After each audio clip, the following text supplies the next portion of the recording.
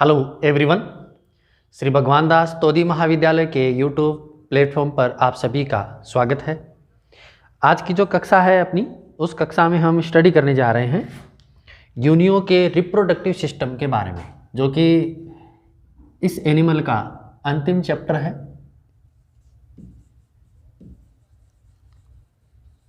Reproductive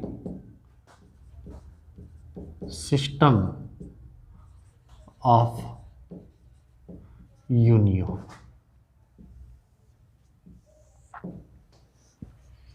इससे related केवल एक ही सवाल बनता है और वो है ग्लोकिडियम लार्वा का, जो कि इसकी लार्वल स्टेज होती है। देखो, दरअसल क्या है कि यूनियो एक ऐसा सदस्य है, यूनियो का सही रिप्रोडक्टिव तरीका अभी तक अज्ञात है। किसमें? रिप्रोडक्शन किस तरीके का होता है और इसका जो डेवलपमेंट है वो किस तरीके का होता है, वो अभी तक अज्ञात है। लेकिन आप कहेंगे कि जब अज्ञात है तो हम स्टडी किसकी करेंगे? स्टडी के लिए जो यहाँ पर यूज लिया गया है वो है एनोडोंटा।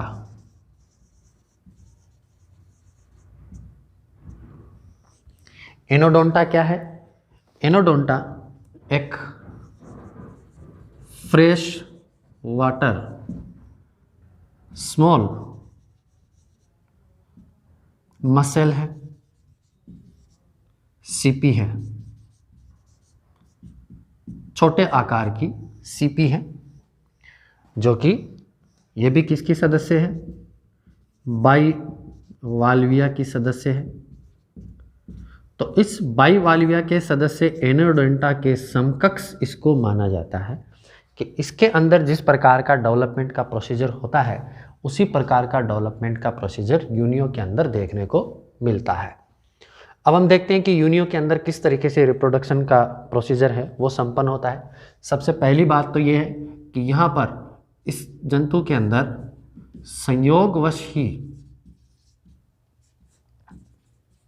जनन होता है। उसका कारण क्या है? इसके अंदर जो फर्टिलाइजेशन की जो प्रक्रिया है वो जल के अंदर संपन्न हो रही है और जंतु एक दूसरे के नज़दीक आकर के स्पर्म को छोड़ते हैं, रिमूव करते हैं, और रिमूव करने के बाद में उसको एक्सेप्ट किया जाता है दूसरी जो फीमेल यूनियो है उसके द्वारा। ये कैसा होता है? डायोसियस होता है, मतलब जिसके अंदर मेल तथा फीमेल अलग अलग होते हैं। यहाँ पर क्या होगा कि जो मेल है, क्योंकि इसके अंदर हमने देखा कि जिस तरीके से ये जो एलिमेंट्री कैनाल का हिस्सा है और एलिमेंट्री कैनाल के अंदर जिस तरीके से हमने देखा था कि जो इंटेस्टाइनल कॉइलिंग है, उस इंटेस्टाइनल कॉइलिंग के चारों तरफ क्या है, यहाँ पर इस तरीके से गोनेड यहाँ पर मौजूद थे। ठीक है, तो ये जो गोनेड हैं इसको आप मेल और फीमेल को आप नॉर्मली आइडेंटिफाई नहीं कर सकते। इसको आइडेंटिफाई करने के लिए आपको देखना होगा कि ये जो मेल इसका सिस्टम है, मेल जंतु के अंदर टेस्टिस डेवलप होते हैं, मतलब ये क्या है? जेनाइटल पार्ट हैं। किसके हैं? या हमको कहेंगे, इनको कहेंगे कि गोनेड्स हैं। यहाँ पर जो गोनेड्स हैं मेल के अंदर, उसमें मेल के अंदर टेस्टिस डेवलप होगा और ये जो टेस्टिस वाली संरचना है ये आपको देखने को मिलेगी वाइटिश कलर की संरचना के रूप में, सफ़ेद रंग की संरचना के रूप में, सफ़ेद या क्रीम कलर की संरचना के रूप में यहाँ पर टेस्टिस मौजूद होते हैं। और इन टेस्टिस के द्वारा क्या किया जाता है? यहाँ पर स्पर्मेटोजेनेसिस के प्रोसेस की सहायता से स्पर्म का फॉर्मेशन करवाया जाता है। ठीक है, जबकि जो फीमेल है, फीमेल के अंदर क्या होगा? ओवीज डेवलप होंगी। ये जेनाइटल सिस्टम का ही हिस्सा है और ये जो संरचना है ये आपको दिखाई देगी रेडिश कलर की या लाल भूरे रंग की संरचना के रूप में यहाँ पर इसके गोनेड्स हैं वो डेवलप होंगे। तो इसका मतलब आप आसानी से इसको पहचान सकते हैं कि ओवेरीज अगर हैं तो इसका मतलब ये फीमेल वाला हिस्सा है, फीमेल है, और जहाँ वाइटिश कलर की स्ट्रक्चर है वो टेस्टिस के रूप में यहाँ पर आइडेंटिफाई हो रही है और ये क्या करती हैं, ओवम प्रोड्यूस करने के लिए रिस्पॉन्सिबल है। ठीक है, अब हम इसमें देखते हैं कि किस तरीके से इसके अंदर जनन होता है। जनन के लिए क्या होता है, इसके अंदर जो जनन का प्रोसीजर है वो अगस्त माह के अंदर देखने को मिलता है, जिसमें जैसे ये सीपी है, मान लीजिए इसका ये इन करंट और एक्स करंट साइफन है,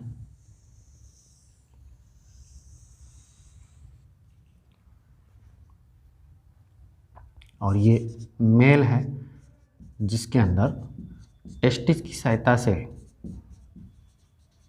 स्पर्म प्रोड्यूस करवाए जा रहे हैं, और दूसरी तरफ है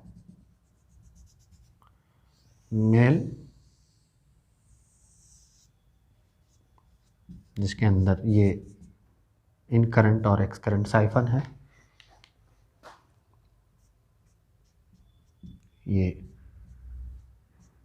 ट्यूबुलर स्ट्रक्चर, और ये है इधर फीमेल जिसके अंदर ओवेरीज मौजूद हैं, और ये क्या करती है, ओवा का निर्माण यहाँ से करती है। जैसा मैंने आपको शुरुआत में बताया कि ये एक ऐसा एनिमल है जिसके अंदर संयोगवश ही जनन होता है, क्योंकि क्या होगा, जनन के समय मेल और फीमेल एक दूसरे के यहाँ पर सामने आएंगे, जहाँ पर क्या होगा, लगातार जनन के समय ये जो एक्सक्रेंट साइफन है उसकी सहायता से ढेर सारी संख्या में स्पर्म को रिलीज करवाया जाता है,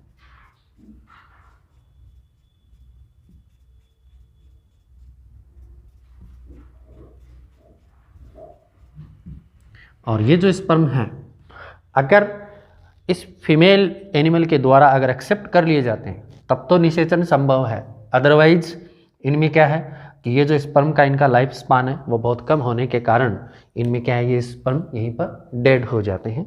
तो ये है यहाँ पर स्पर्म यहाँ पर प्रोड्यूस करवाए जा रहे हैं, और स्पर्म जो हैं वो इस फीमेल के द्वारा एक्सेप्ट करवा लिए जाते हैं। ठीक है, तो इसमें जैसे ही एक्सेप्ट होता है इसमें फिर डेवलपमेंट का प्रोसीजर शुरू हो जाता है। हम ये कहेंगे कि जो ये सीपी है उस सीपी के अंदर यहाँ पर इसमें डेवलपमेंट का प्रोसीजर यहाँ से शुरू हो जाता है।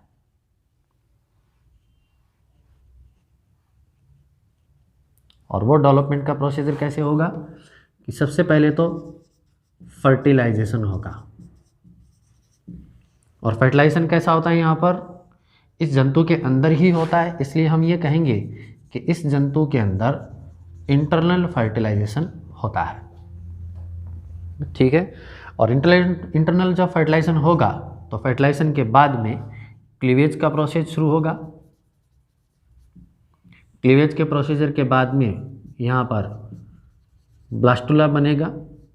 हम ये कहेंगे कि जो डेवलपमेंट के जितने भी चरण हैं उन चरणों की सहायता से यहाँ पर क्या होता है, जो इसकी लार्वल स्टेज है उसका यहाँ पर निर्माण करवा लिया जाता है।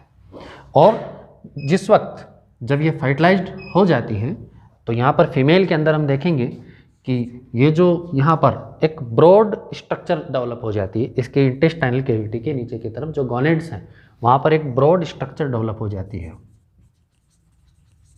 ब्रॉड स्ट्रक्चर डेवलप्ड आफ्टर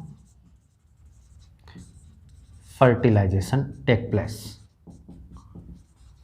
ठीक है, कि निषेचन के बाद में यहाँ पर एक कैविटी डेवलप हो जाएगी, और इस कैविटी के अंदर ये जो यहाँ पर कैविटी डेवलप हो रही है, इस कैविटी के अंदर इन जो डेवलपिंग जो यहाँ पर लार्वल स्टेज हैं उनको यहाँ पर रोक लिया जाता है।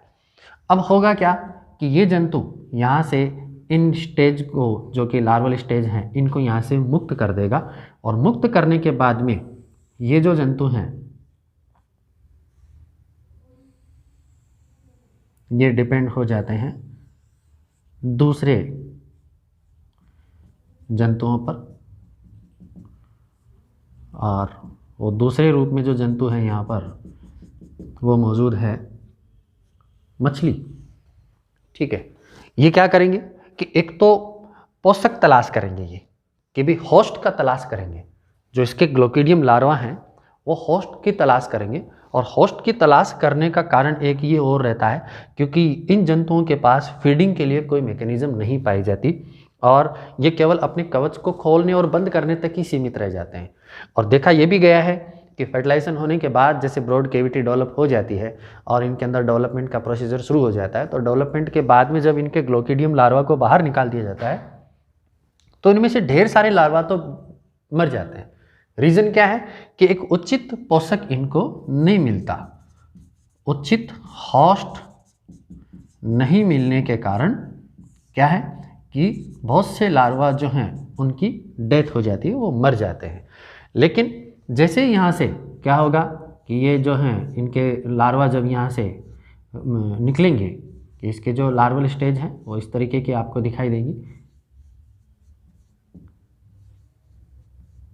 ये क्या करते हैं, ये जो जंतु हैं इनके गिल से अटैच हो जाते हैं, या फिर देखो क्या होगा, या तो ये क्या होंगे जो मछलियां हैं उनके गिल से अटैच होंगे, या फिर जो सॉफ्ट सरफेस होती है से अटैच हो जाएंगे। ठीक है, और अटैच होने के बाद में यहां से क्या करेंगे, पोषण लेते रहेंगे, न्यूट्रिशन जो है वो यहाँ से लेते रहेंगे ये। और इन मछलियों को पता भी नहीं चलता इन चीज़ों का कि भी अपने पास में या अपने साथ में कोई इस तरीके का कोई जो है कोई पैरासाइट है वो यहाँ पर अपने साथ अटैच है क्या, क्योंकि इनके अंदर यहाँ का जो डेवलपमेंट है ना वो केवल इस तरीके का होता है जैसे हम पैरासिटिक फीडिंग जिसको हम कहते हैं। हम ये कह सकते हैं कि जो लार्वा है, लार्वा का जो पोषण है वो एक तरीके से पैरासिटिक फीडिंग के रूप में देखने को मिलता है। और जैसा मैंने आपको बताया कि अगर इसको कोई उचित पोषक नहीं मिलता है, होस्ट नहीं मिलता है, तो ये फिर इनमें से ढेर सारों की मृत्यु हो जाती है। लेकिन दूसरा इसका प्लस पॉइंट ये भी है कि इन मछलियों के कारण इनके अंदर डिस्पर्सल का जो तरीका है वो वेल डेवलप्ड होता है। कैसे कि अगर मान लीजिए यहाँ से ग्लोकीडियम लार्वा जो हैं किसी भी गिल की सहायता से या इनकी सॉफ्ट सरफेस से जब ये अटैच हो गए तो ये तो क्या है, माइग्रेटरी नेचर है इनकी, और लगातार जल के अंदर मूवमेंट करते रहते हैं, तो एक स्थान से दूसरे स्थान तक इनको फैलने का एक मौका मिल जाता है, और ये जो है अपनी ग्रोथ या अपना डिस्पर्सन जो है वो एक इजी वे में कर सकते हैं। और उसके बाद में क्या होगा कि ये यहाँ से जब डेवलप होंगे तो डेवलपिंग का इनका जो प्रोसीजर है उसमें देखने को मिलता है मेटामॉर्फोसिस का तरीका, कायांतरण का प्रोसेस जो है वो देखने को मिलता है, और लगातार होने वाले कायांतरण के फलस्वरूप ये फिर क्या हो जाते हैं, मेल और फीमेल जंतु के अंदर ये कन्वर्ट हो जाते हैं या डेवलप हो जाते हैं। हम ये कहेंगे कि एडल्ट के अंदर ये कन्वर्ट हो जाते हैं। मेटामॉर्फोसिस की प्रोसीजर के बाद में ये फिर एडल्ट में कन्वर्ट हो जाते हैं, और वो एडल्ट मेल होगा या फिर फीमेल होगा। ठीक है, तो ये है इन जंतुओं के अंदर फर्टिलाइजेशन का तरीका। अब हम आपको एक चीज़ और बता दें इसके अंदर कि इसमें जो लार्वा है वो किस तरीके का दिखाई देता है, क्योंकि इसके पार्ट के अंदर लार्वा ही महत्वपूर्ण है, और क्वेश्चन जब आएगा लार्वा का तो आपको ये सारी चीज़ें उसके अंदर ऐड करनी है। ये ऊपर का ये मैटर मैं मिटा देता हूँ, यहाँ पर आपको लार्वा का डायग्राम बना करके समझा देते हैं कि किस तरीके का लार्वा यहाँ पर विकसित होता है। अगस्त के अंदर इसके अंदर फर्टिलाइजेशन की प्रक्रिया होती है, जल के अंदर ही निषेचन की प्रक्रिया होती है ये। अब इसका जो लार्वा है वो आपको किस तरीके का दिखाई देता है, देखिए पान के पत्ते के नुमा और हुक शेप इसकी स्ट्रक्चर होती है।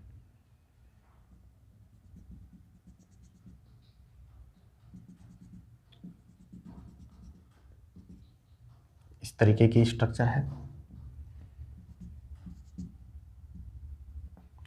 जिसमें ये बाह्य सरफेस इसकी एक मजबूत शेल के रूप में यहाँ पर मौजूद है,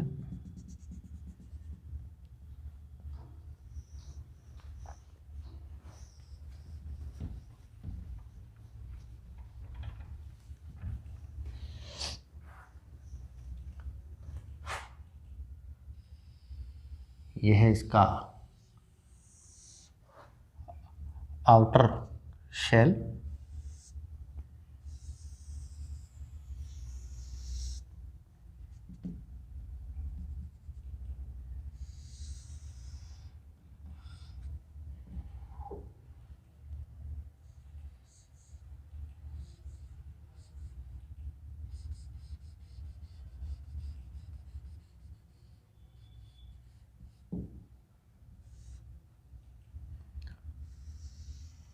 और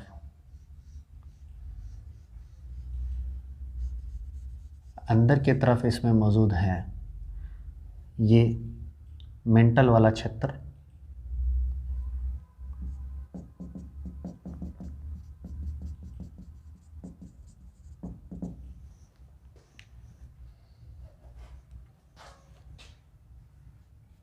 यह है इसका कठोर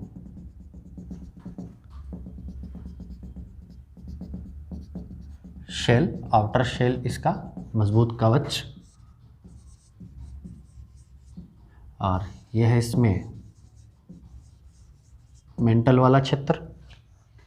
और अंदर की तरफ क्या होता है, इसके अंदर इस तरीके से फॉल्ट्स डेवलप होते हैं,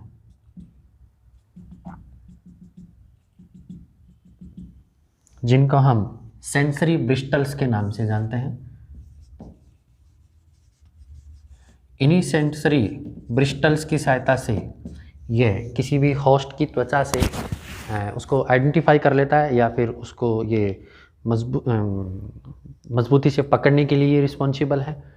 अंदर की तरफ यहाँ पर क्या होगा, इसमें इस तरीके से यहाँ पर मसल्स डेवलप होंगी, जो कि एडक्टर मसल्स के रूप में यहाँ पर मौजूद होती हैं। यह है यहाँ पर मसल्स, और ऊपर की तरफ है इसमें आरी के समान, सा लाइक आरी के समान यहाँ पर मौजूद होते हैं हुक्स, और इन हुक्स की सहायता से और मसल्स की सहायता से और मेंटल की सहायता से क्या करता है, इन हुक्स को खोलने और बंद करने तक ही सीमित रहता है ये, ठीक है।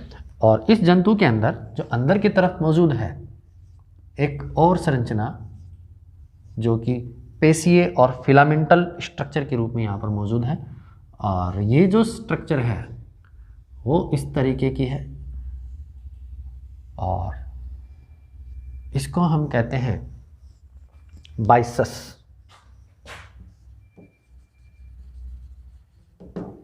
ये क्या है, एक फिलामेंटल स्ट्रक्चर है, तंतुनुमा संरचना है, और इसी तंतुनुमा संरचना की सहायता से ये क्या करता है, जो जंतु हैं, मछलियां हैं, या जो दूसरे इसके जो परपोषी हैं जहाँ से भोजन ग्रहण करता है, तो इनकी सहायता से ये उसमें अटैच हो जाता है, और यहाँ से क्या करता है, ये न्यूट्रिशन लेना शुरू कर देता है, और तब तक न्यूट्रिशन लेता है जब तक कि इसमें मेटामॉर्फोसिस का जो प्रोसीजर है वो संपन्न नहीं हो जाता। मेटामॉर्फोसिस कायांतरण का जो प्रोसीजर है वो इसके अंदर संपन्न नहीं हो जाता, तब तक ये क्या करता है, बाइसेस की हेल्प से ये पोषण लेता रहता है, और जैसे इसमें पोषण की प्रक्रिया और कायांतरण का जो प्रोसेस है वो शुरू हो जाता है, और कायांतरण का प्रोसेस संपन्न होने के बाद में ये एक यंग एडल्ट के रूप में या यंग एडल्ट सीपी के रूप में कन्वर्ट हो जाता है। वो मेल या फीमेल दोनों में से एक हो सकती है। तो ये था जिसमें हमने पढ़ा कि इसमें किस प्रकार का डेवलपमेंट होता है इस जंतु के अंदर, और इस चैप्टर के साथ ही यूनियो का ये जो चैप्टर है, ये आपका टॉपिक है, ये संपन्न होता है। उम्मीद करता हूँ आपको ये अच्छे से समझ में आया होगा। आप इसका स्क्रीनशॉट ले लीजिए।